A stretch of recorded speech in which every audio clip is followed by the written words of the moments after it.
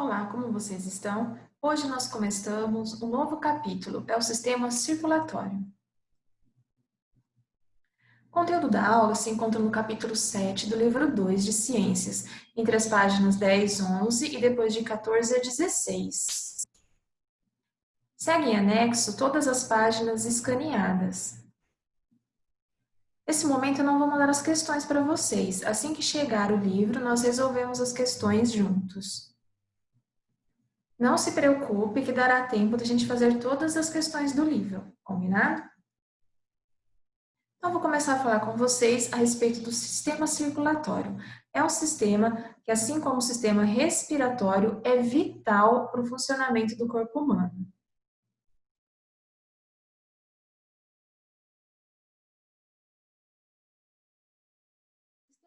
O sistema cardiovascular ou circulatório tem como função fazer o sangue circular por todo o organismo. No organismo humano, como em todos os animais vertebrados, a circulação do sangue é feita por meio de um sistema fechado de vasos, cujo centro funcional é o coração. Então, nessa imagem você vê, né, o que está em vermelho são as artérias e o que está em azul são as veias. O sangue impulsionado pelo coração percorre todo o corpo e tem as seguintes funções. Ele tem a função de transportar nutrientes do intestino para todos os órgãos do corpo e suas células, transporte das impurezas das diferentes regiões do corpo para os órgãos excretores, os rins, que filtram o sangue. Transportes dos gases, oxigênio e gás carbônico, que participam da respiração entre os pulmões e o restante do organismo. Transporte de hormônios, substâncias produzidas pelas glândulas, cuja função é regular grande parte de nossa atividade fisiológica. Além da função de transportar, ele também tem a função de defesa. Vai defender o organismo em razão da presença de glóbulos brancos, né, que tem os anticorpos e outros elementos de defesa. O sangue também é responsável pela manutenção da temperatura corpórea, facilitando ou dificultando a perda de calor. O sangue é formado por uma parte líquida, o plasma, e pelos elementos figurados, que são os glóbulos vermelhos e brancos e as plaquetas. O plasma. Então, a gente observa aqui nessa imagem, tá? Imagine que você tirou sangue. Quando você tira o sangue, é essa composição que você tem para fazer o exame. O plasma, ele é a parte coagulável do sangue. Ele constitui 55% do volume sanguíneo.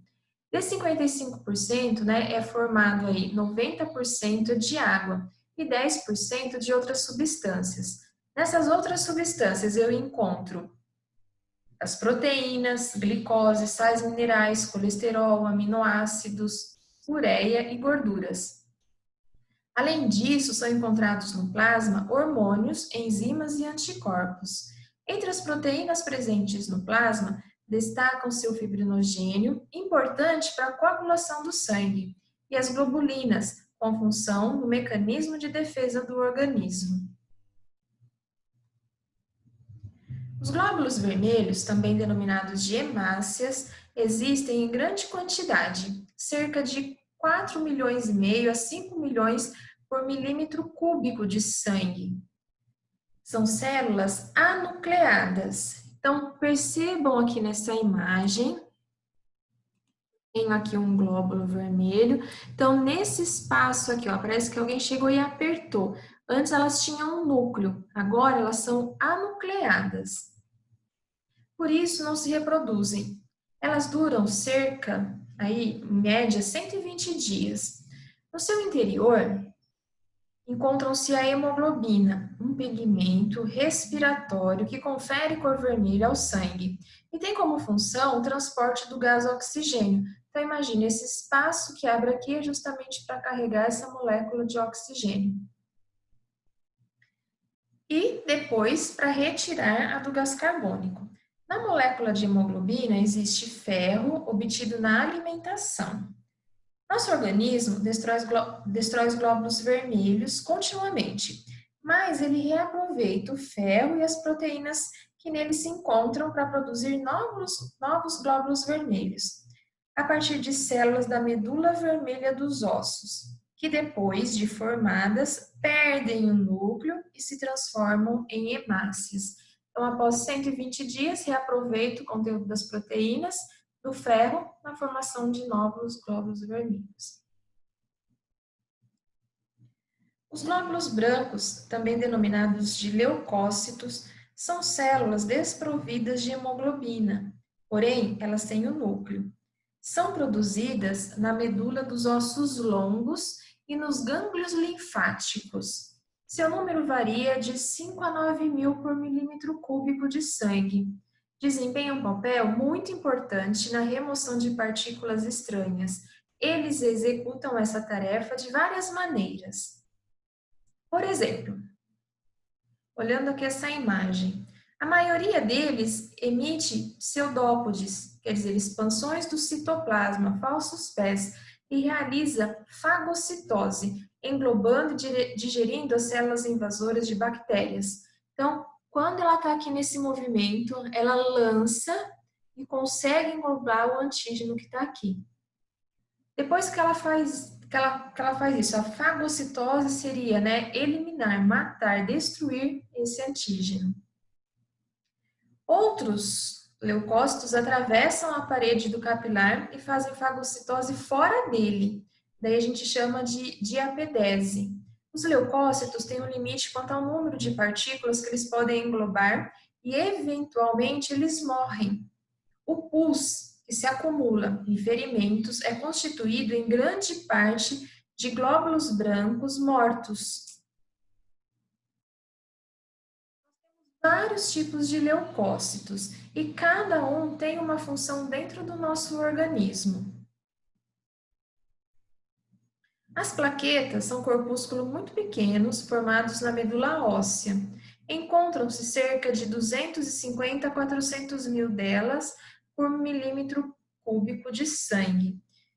Sua função está relacionada com o processo de coagulação sanguínea, que depende fundamentalmente das seguintes substâncias. Eu preciso da prototrombina, fibrinogênio, cálcio, vitamina K e tromboplastina, existente em todos os tecidos e plaquetas.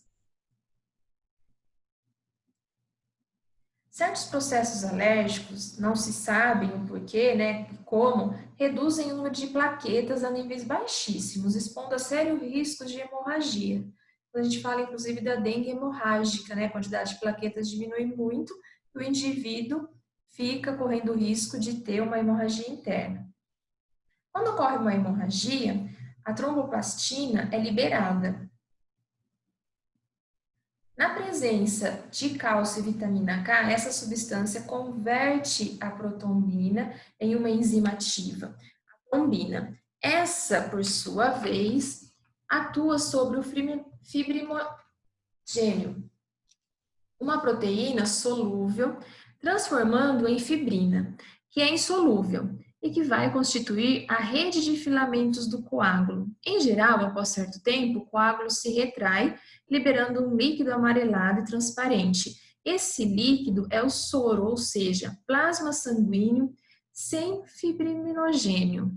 Então, percebam aqui, na hora da lesão, eu tive essa formação do coágulo, eu tive essas plaquetas todas ativadas e eu tive a reconstrução desse vaso sanguíneo. Então, lembrem assim, plaquetas, pequenas plaquinhas, que vão fazer aqui, vão parar o sangramento, vão parar a hemorragia. Mas por que o sangue não coagula dentro dos nossos vasos sanguíneos? Quando a gente vai fazer exame de sangue, na hora que eles pegam lá, eles já começam a mexer que é para não coagular. Normalmente, não ocorre a coagulação dentro dos vasos sanguíneos, porque nós temos a liberação contínua no sangue de uma substância anticoagulante, a heparina. Ela é fabricada pelas células do fígado, dos pulmões e de outros tecidos. No entanto, nós também temos a heparina na forma de remédio. O que vai acontecer com essa heparina? Ela vai impedir a formação de coágulos de sangue circulante, possivelmente pelo bloqueio da transformação da prototombina. Por isso, ela é usada nos casos de ataques cardíacos e pós-cirúrgicos.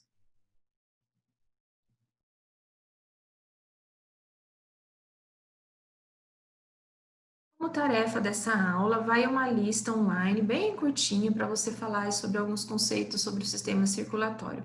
Essa lista, você vai poder respondê-la até o dia 21/7 e enviar para mim, ok? Dúvidas? Esse assunto começou fácil, tá? Então, voltem lá, peguem as páginas escaneadas do livro, deem uma olhada no que eu expliquei. Se tiver alguma dúvida, é só me perguntar que eu respondo. Combinado?